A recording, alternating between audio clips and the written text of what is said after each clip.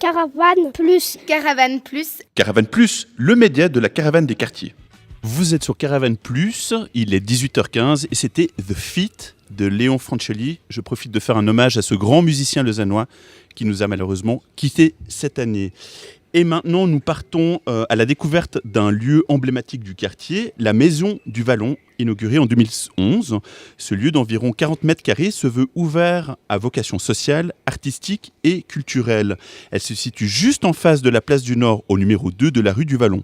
Vous pouvez d'ailleurs l'apercevoir en remontant le parc de la place du Nord en direction de la rue de la Barre, avec ses anciennes portes en bois vitré. Et pour en parler, j'ai le plaisir d'accueillir Madame Christiane Bauer-Lesser. Bonjour. Bonjour.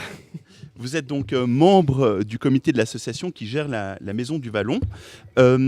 La Maison du Vallon a été récemment inaugurée, et d'ailleurs l'association qui gère le lieu a été fondée en 2012, donc c'est assez récent. Et quelle motivation est-ce qu'il y a derrière la fondation de ce projet ?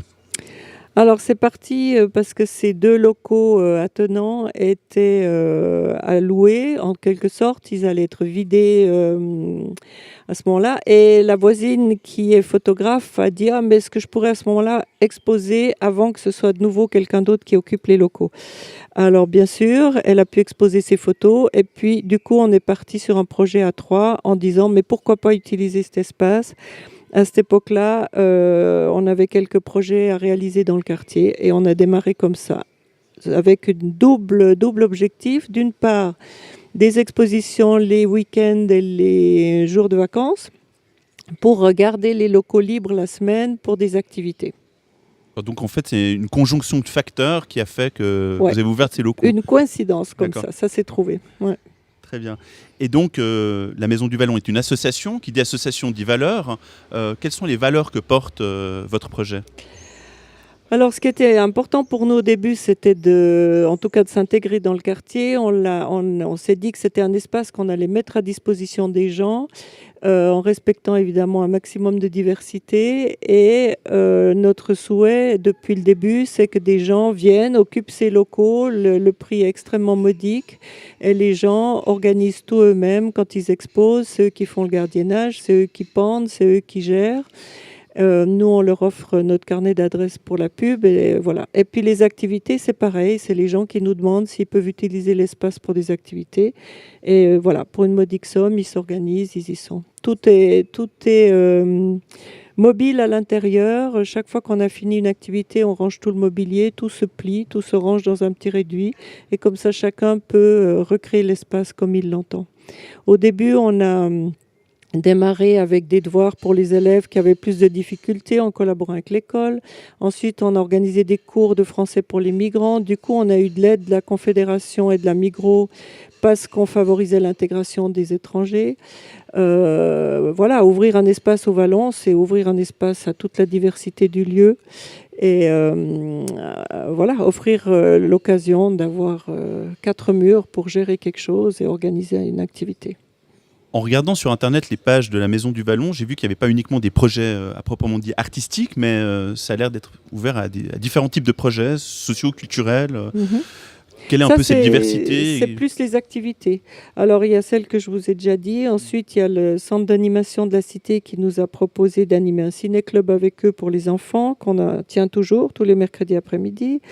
Ensuite, on a créé des cours du soir pour des jeunes adultes qui ont une trisomie 21. Ça continue, ils continuent de venir là. On a même organisé une fois une boum dans le caveau avec eux.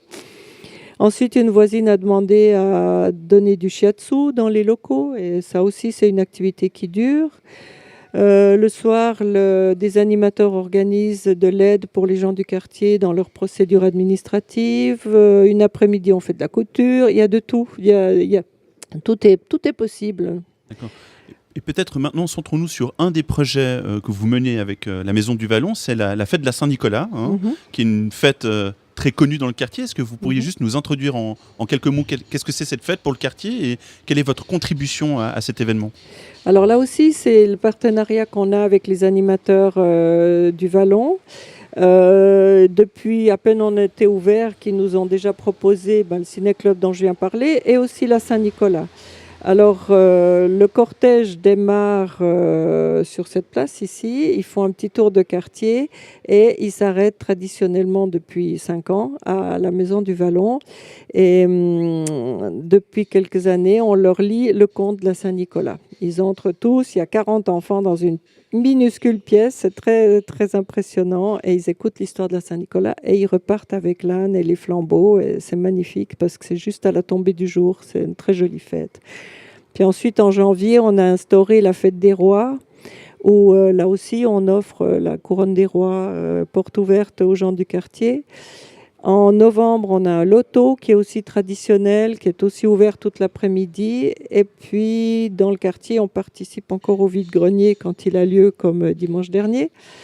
Et au groupe de suivi du quartier où on est présent parce que là, il y a beaucoup de choses qui se discutent avec tous les partenaires du quartier sur le développement et sur le mieux vivre dans le quartier. D'accord, donc la Maison du Vallon est bien ancrée dans le quartier du Vallon en collaboration avec les autres organisations. Ah ouais, elle porte son nom. Voilà, et elle porte bien son nom. Oui. Et donc, si j'ai bien compris, vous n'êtes pas seulement ouvert à des projets venant des habitants du quartier, mais d'ailleurs aussi.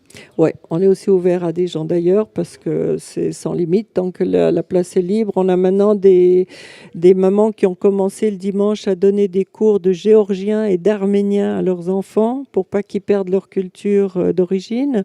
Et ça, c'est des projets qui nous font très plaisir parce que c'est exactement, ça correspond parfaitement à ce qu'on cherche. C'est des gens qui utilisent cet espace qu'ils trouvent pas ailleurs à des prix imbattables et voilà, ça leur permet de réaliser leurs projets. D'accord, et comment prendre contact avec vous ? Alors, on a un site, maisonduvallon.ch, quelque chose comme ça.